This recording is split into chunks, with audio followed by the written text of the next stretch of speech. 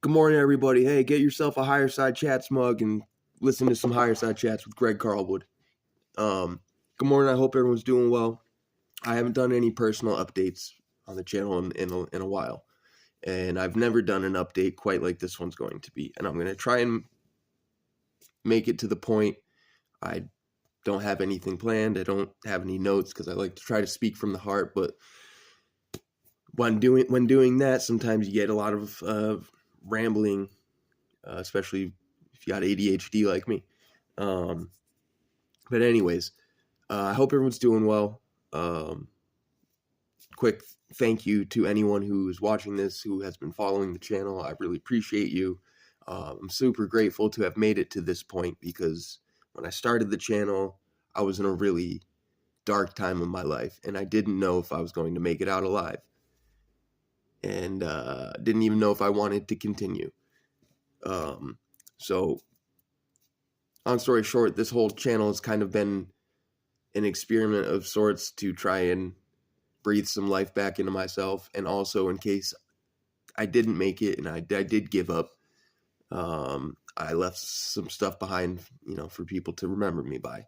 I know that's pretty dark, but that's the truth. But I'm super grateful to say that I've made it to this point. I turned 34 last month.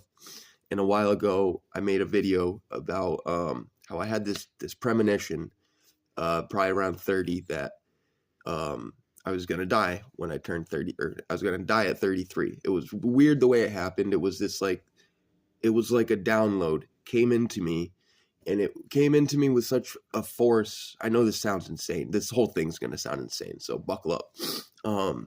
But this download hit me, and it came, I said it out loud, but I said it like, you're going to die when you're 33.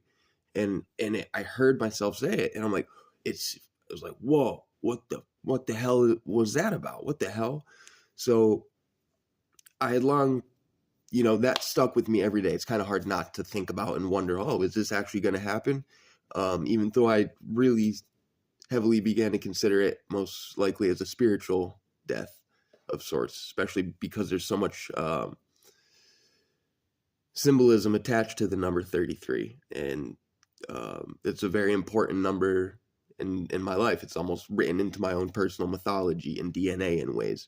It's my life path number. It's 33, which is, you add up the digits of your birthday, and typically with numerology you would reduce to a single digit, but there are three master numbers: 11, 22, and 33, and my life path number is 33-6. So again, look, if you're unfamiliar with the importance and the historical symbolism of 33, I would highly recommend doing a little what's this about? So yeah, the importance of birthday and astrology, all this stuff, but the name, our name, is very important. And so my name is Christopher Fiato.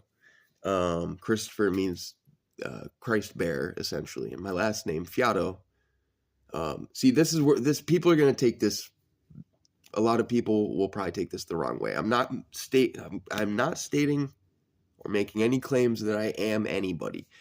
This is all about the idea of Christ consciousness, and that, maybe there was a dude named Jesus Christ that books were written about. It's not about the person. It's about the ideas, the philosophies, the concepts that are written about, in the spiritual sense of these texts. But my name, Fiato, means breath in Italian, and it comes from the Latin word for spiritus. So my name translates to breath of the Christ bearer, essentially. I had a death premonition that haunted me up until the day I turned 34 in September, that I was going to die at 33. Christ died at 33 and was resurrected. I feel like I've completed some weird subconscious self-initiation that I may have set up for myself, or this video's already crazy, so let's get in real crazy territory. I've really had to consider, for multiple reasons, past lives and reincarnation, because when I was born, I don't know what happened to me, but I wasn't alive when I was born. I was taken away for a couple days before my parents even got to hold me. When the doctors brought me back, I guess they told my parents it was likely I was going to grow up with brain damage. And I always joked that I walked away mostly unscathed, because if you have a heavy life, you gotta. I recommend developing a dark sense of humor to cope with some of the heaviness of life and the darker aspects of life. Um, have some humility too. We got to be able to laugh at ourselves. I definitely have some neurological issues for sure, and but my parents were they were addicts. I've struggled with addiction most of my life. I'm doing very well now, thankfully, but they never sought out any answers because I think they were worried something was going to come back on them due to the way they lived, and me coming out messed up. But I don't know what happened to me, and it's always bothered me that I don't know what happened to me. But um, my parents my dad especially always used to tell me, he's like, you have an old soul. He's like, I don't know what saved you, but you're here for some reason. Him and I aren't close. That's beside the point. We'll get to that at a later date. But so the literally near-death experience right out the gate. People talk about people who have near-death experiences, and it opens them up to the other side, essentially, other senses. So my entire life has been a sensory overload, okay? And that is a large part of why I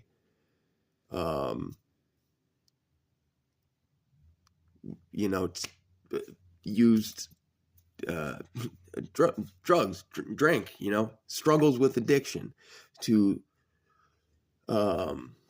suppress some of the noise that I am constantly experiencing. And it's not just audible noise, like loud on every sensory aspect. And then, yeah, it's, but I didn't realize these things until more recent years, in the last few years, trying to get clean and really doing some soul searching and trying to get to the root of my addiction to figure out why did I spend half of my life punishing myself, feeling as though I deserved to I didn't deserve a good life. I didn't deserve to be alive. Part of me was too afraid to take my own life because I have such a reverence for life, and intuitively I know that's you don't do that. But I have, again, many long periods where I sat and contemplated like taking my life. But because I wouldn't do that. Part of the reason I used was maybe in the process, I'll take myself out and it won't fully be on me, even though that's ludicrous thinking. That's stupid, but that's addiction. That is having demons. That is being, immersed in your own shadow and not realizing it. But so all of this to say, and I've had many overdoses. I've had other experiences where I've been to the other side and I've come back. Okay. And it's really hard to talk to people about this because most people don't even believe in spirit. I shouldn't say most people, but a lot of people, a surprising amount of people, don't believe in spirit. And that concept has always been absolutely insane to me. So the whole reason, some of the close calls I've had, like, I don't understand how I came back, how I don't understand how I'm alive sometimes. And it's like I've experienced things along with these experiences that, again, I don't talk about because they sound absolutely insane. But I'm sick of hiding this aspect. I'm sick of hiding who I am, essentially. I'm not saying I'm Jesus Christ, but I'm here to share the experience of addiction, share my experience, not preach, but show through example and embody that Christ consciousness concept. Like, know who you walk with. I walk with the light, okay? This is a world of polarity, light and dark, good and evil, positive, negative. It's electromagnetic polarity, but we perceive it as good and evil in this three-dimensional realm. And I spent so long in the darkness with my addiction. I know the darkness very intimately. You know, it sucks, but I'm very grateful for everything that I've put myself through, everything I've gone through by my own doing or by other people's doing. Like, so yeah, being born into that circumstances, having various forms of abuse as a child that I subconsciously blocked out, and didn't realize most of my life. That was another thing. It's like, these are the things you might discover when trying to dredge up the root of your addictions. But I have to start considering reincarnation and karma, because there's nothing that a child could do in this lifetime to karmically deserve that on themselves, or deserve that in this lifetime. So I've had to think of outside of the box a lot, but the more I've thought outside, the more you learn, the less you know. But I've found comfort in that, because I don't need to have definitive answers. And the more I've learned, the more I've stumbled upon other people who do see the world like me and experience the world like me. And I've been able to learn a lot from these people. Not that I know them in person. I would, that's, I think, part of what this is. It's like trying to put this word out to see if there's any other people who have experienced anything like this. Gathering of the tribes, gathering the Indigo Vibe tribe. Yo, we're coming back. Christ consciousness is coming back, and you're going to experience people embodying it. And I really hope that people can, again, we're going to have to unlearn a lot of things to really understand the world that we're participating in. I say that because I've had to unlearn so much in the last decade, especially.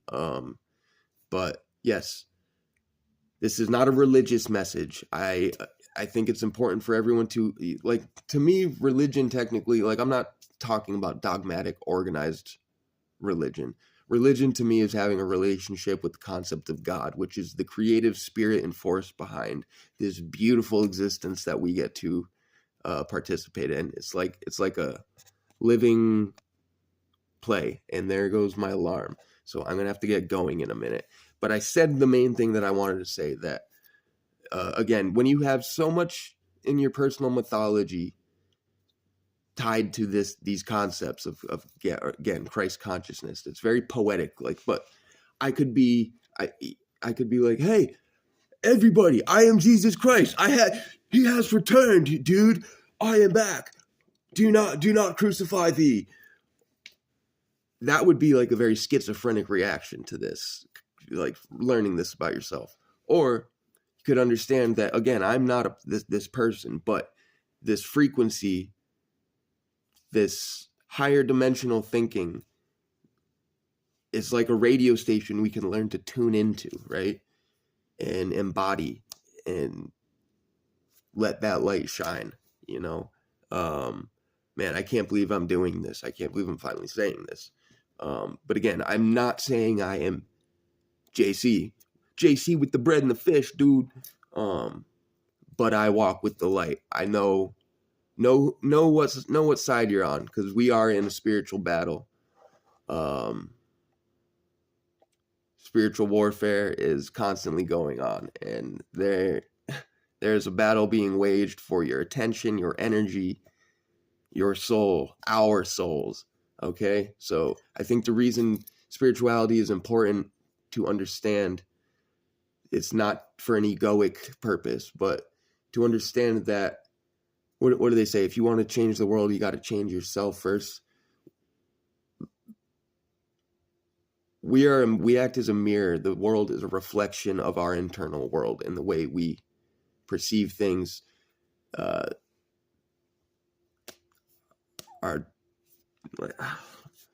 man, sorry. I feel very vulnerable doing this, but I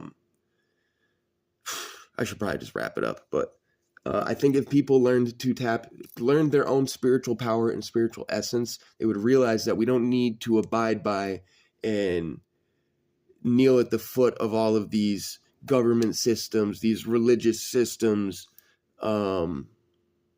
We have divinity within ourselves. And if we realize that and came together with our divinity, imagine what we could build. The possibilities are endless. All is mind. God is an infinite mind, and we are like a finite dream within an infinite mind of the Creator, okay? And our spirit is like the full ocean of energy, of God energy, and we individually have a soul, which is an individual wave within that ocean of spirit, right? So yeah, guys, keep going. I should go. Again, I can't believe I'm really glad I'm finally doing this, because I've been putting this off for a while, and I told myself if I lived to 34 that I would start talking about this and put a video out there like this.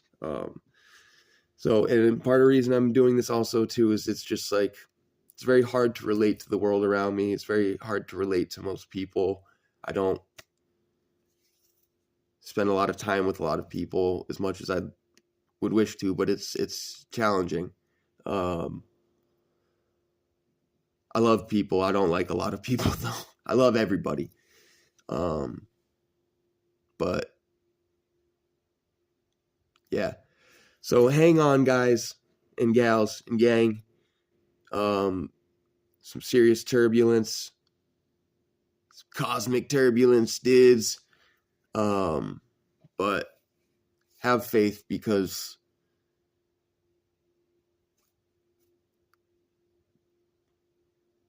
the light will always shine upon the dark, okay? There are cycles to everything.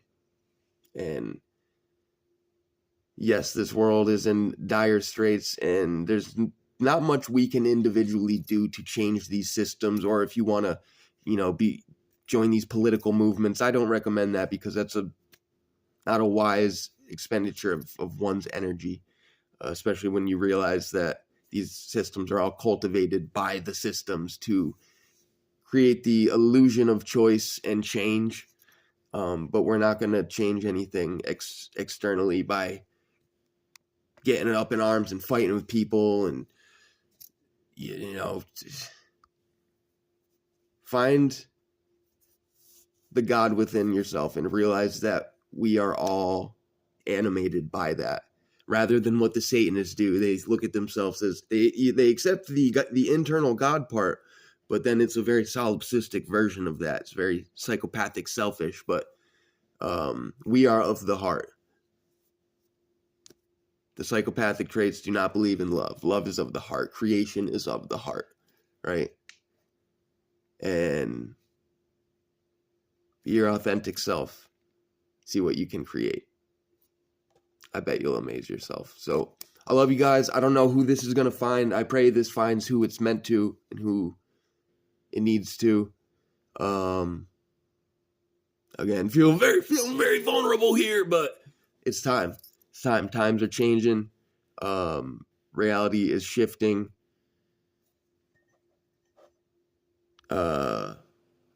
Try not to resist, let go, or be dragged, and that's why, I guess that's what this is really all about. Why I'm recommending opening up to the spiritual side of things, because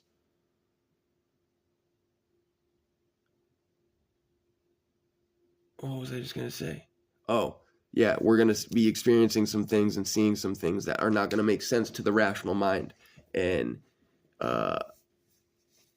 in hopes of salvaging your mental salvation, you might want to open up to some concepts that you maybe scoff at or don't consider or take seriously, because I think there's going to be, things are going to change. There's going to be some truths unveiled that are going to be utterly shocking. And,